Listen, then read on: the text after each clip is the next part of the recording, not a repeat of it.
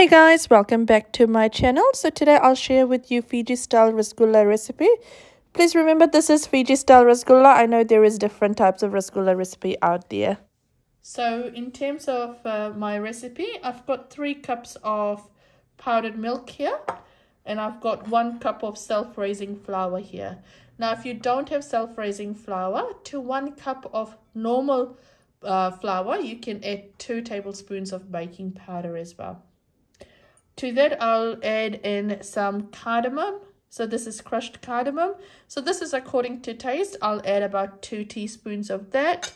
This is crushed jafar here, which is your nutmeg, and I'll use about 1 teaspoon of that. And I'll mix that all together with some yogurt. So I've got 2 cups of yogurt here, but I'll probably end up using about a cup or cup and a half. I'll let you know once I've done my kneading in terms of how much yogurt I end up using.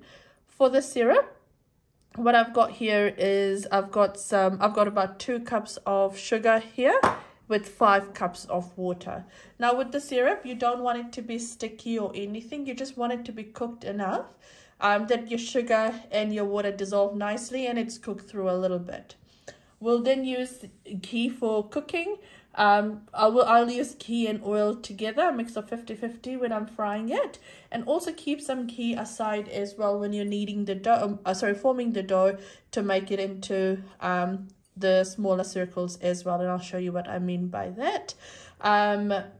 So what we'll do is firstly we'll actually get the sugar syrup started and then we'll go ahead and make the dough. So I've added my sugar to my pan, just turn that on. And I'll add in my water now as well.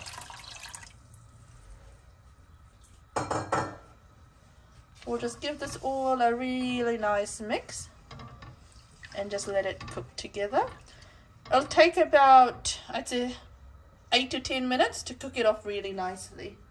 Now you can cook it off a bit more if you want it sticky, but I would not recommend that at all. You just need everything to dissolve and just become a really nice syrup. So what I'll do is I'll add in my flour now.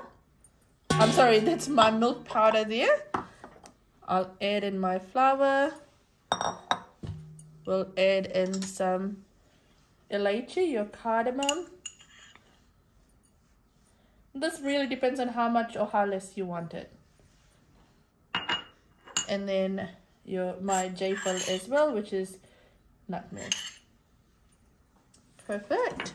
And so what we'll do is we'll give this all a really good mix. You want everything to be combined really, really nicely.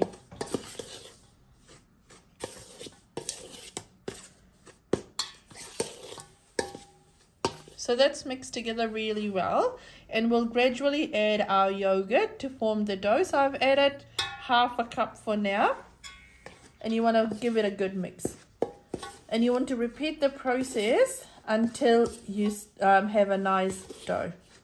Now you don't want your dough to be too hard and not to be too sticky as well, because if it's too sticky, it'll stick to your hands and it'll become really, really hard for you to form a ball.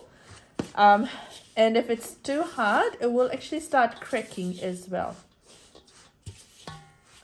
Now what I like to do, because my hands are clean, and you can do the same as well, is actually get in there with my hands, because that will help me understand what the dough's consistency will be like. So what I'll do is I'll add another half a cup into this now. And I feel like it's probably going to come together really nicely with 1 cup of yogurt with the amount that I've said, but we'll just have a look as well. A lot of the time what happens is, different products, so different flour, different milk will require different amount of liquid. And so it all is different. But I feel like this is getting sticky. It's coming together really, really well. So I think, 1 cup was enough for the amount of mixture that I had. So what we want to do now is knead it into a really nice dough. So it'll take about 5 minutes to knead it. If your hands are too sticky, go ahead and wash it and then continue with your kneading process, which I'll do now as well. I've come with fresh hands now, and I've rubbed some oil in my hand just to help me with the kneading process as well. because you do want everything to come together really, really nicely. So don't add too much oil. You can, if you want, ghee. If you want to, you can. It just makes it harder to do the dough. The balls. So just a little bit, just to help you, just for it not to stick as well. And we'll use the same way when we're forming the balls as well. There we go. That's done nicely. There we go. It's still sticky, but it's soft. So what we'll do now is we'll cover this up and just let this sit for about 5 to 10 minutes while we go check up on our syrup. So my syrup has been boiling for about 12 minutes now, and it's perfect. Like I said, you don't want it to be stiff or anything. You just want everything to dissolve really nicely. So what I'll do now is I'll just turn it off and just cover it up, because what you want is you want warm syrup when you add in your rasgulla. Cool. Now we'll head over and start making. So my dough has been resting for about 10 minutes now, and I'll now start making small balls. Just have a tray next to you as well, so you can start forming some balls in there as well. Now my hands are slightly greased. You don't want it to be too greased, or else it'll be hard for you to form round balls. Now you just want to take a small amount and just form it into nice little balls. Just make sure that there's not a lot of cracks. Now sometimes you will have cracks, or it'll start to dry out, so just have it covered if you want to as well. If you've got people helping you, that's fine, that's awesome, but if not, then just cover it up while you're working with this, just so it doesn't get too dry. There we go.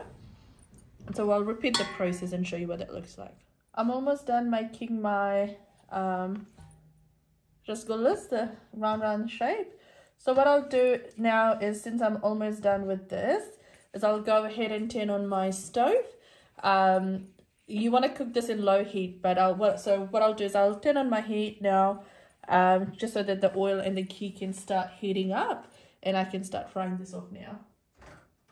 So this is how much the mixture will make, but if you follow the exact measurements, honestly this one didn't end up being sticky. Like, I only applied a little bit of ghee in the start and it just worked out really, really nice. So we'll go ahead and now fry these off. You want to add enough, so I've just tried to see if my ghee is heated up, and it started to heat up now. So you want to add in, and as soon as you add in, after a couple of seconds, you want it to come up now. Don't be tempted to add heaps in here, because this will puff up, and you want to cook this now in really slow heat. Just make sure you keep turning it all the time as well, just so that it gets even coloring. So it's starting to look a really nice golden color. So what I'll do is I'll take it out of the heat. So when you take it off the heat, make sure you're putting it in a separate bowl. So I've got another basin here, and I'll just line that with some paper towel, and I'll put this in there. You don't want to add it to the syrup straight away.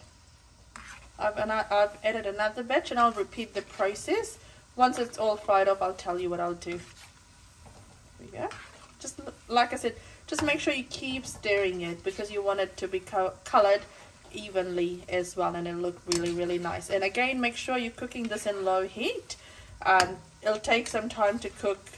It'll double up in size as well, or probably go a bit more bigger, not fully double, but it'll look really, really nice. So this is all fried off here, and I've got my sugar syrup here, which is warm. It's not cold or hot, and this is a bit warm. It's not too hot or too cold. So what you want to do is you want to start assembling it up now. So in a container that you'll be putting your rasgulla in, you want to add in all the balls now. So I'll just add that in here. Beautiful. And then to this, what we'll do is we'll add in our sugar syrup as well. Perfect. And that's enough to cover it all up. So what you want to do now is you want this to come to room temperature. And once it's come to room temperature, you want to then put it in the fridge and let it cool for about 8 hours before serving it. Here we go. That's all done. And you can garnish it with some rose petals on top as well. and serve it either warm or cold as well. There we go. That's my Fiji style rasgulla. Now, if you like my channel, if you like what I'm posting, feel free to like, share, and subscribe, and do let me know what else you want me to post.